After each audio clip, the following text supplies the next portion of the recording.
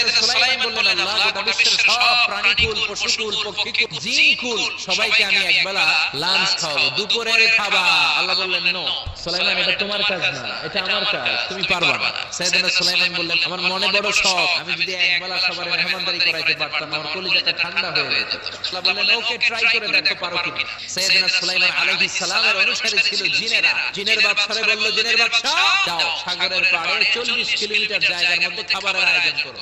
জিনের বাদশা বিশাল বিশাল ডেক পাতিল নিয়ে সমস্ত জিনদেরকে নিয়ে রান্না বান্নার কাজ শুরু করলো। 40 কিলোমিটার ব্যাপী জায়গা নিয়ে খাবার তৈরি করা হচ্ছে। সব যখন রান্না শেষ, চলে এলো সেই মহেন্দ্রক্ষণ। ইন দ্য মিন টাইম সাগরের ভেতর থেকে এক বিশাল আকৃতির তিমি মাছ আ করে ডেকে বলল, সুলাইমান খাবার দাও। উনি ঘোষণা দিলেন, যাও এটাকে খাবার দাও। তিমি মাছ বিশাল বড় হা করে বসে আছে সাগরে। জিনের বাদশা খাবার দিতে লাগলো। 1 কিলোমিটার শেষ, 5 কিলোমিটার শেষ।